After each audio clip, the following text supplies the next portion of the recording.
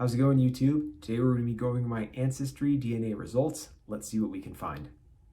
All right, folks, first we're going to look at the largest category, which is Cyprus. 48%, no big surprise here, as both my maternal grandparents were born in Cyprus. They were Turkish Cypriots.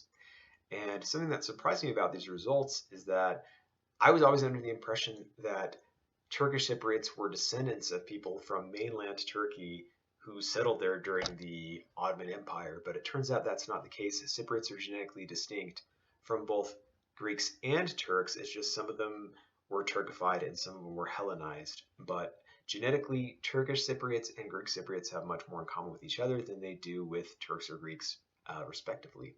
So 48% overwhelmingly Cypriot from my mom. And the next category, 28%, Sweden and Denmark. This makes absolutely no sense to me because both my paternal grandparents were born in the Netherlands.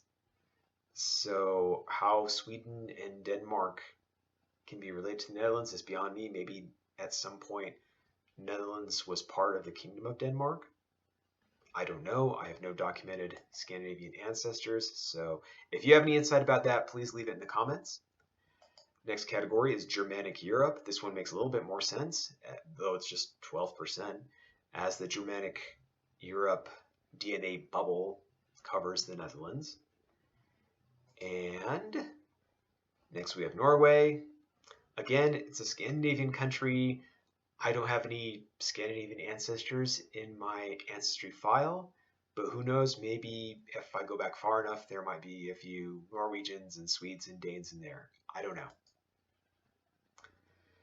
And next we have England and Northwestern Europe. This one, I suppose, makes sense as there's been a lot of migrations between the British Isles and the Benelux over the past few centuries.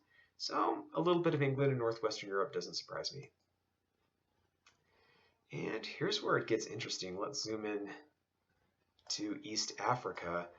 I have some Ethiopian and Eritrean Eastern Bantu people, and these tribe in South Sudan, whose name I can't pronounce, all represented.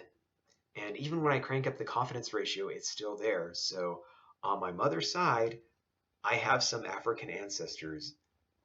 And how East Africans got to Cyprus is beyond me. It might have been part of the Ottoman slave trade. I don't know. But if you have some insight, again, leave it in the comments and maybe I'll learn something.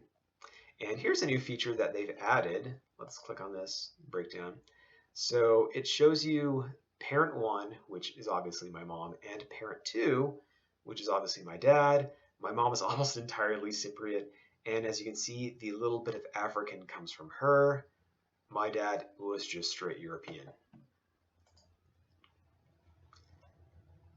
And another interesting feature are the DNA communities. Unsurprisingly, I am tied to Cyprus as a DNA community.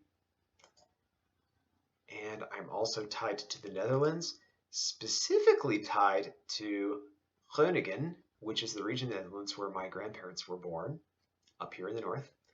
So I think it's impressive that they're getting that level of precision. I'm guessing they're just getting a wider and wider database to draw from, so they're starting to link certain genetic communities to each other. And I'm also linked to Upper Midwest settlers. Now, those of you who don't know, there is a Dutch colony here in western Michigan, and there's another one here in northwestern Iowa, where the Dutch Reformed Church is a big thing. My grandparents were Roman Catholics, so I don't know how strong a connection that can be, but you never know. I might have some distant cousins in that part of the country. And of course, all my DNA matches. And that's all for now.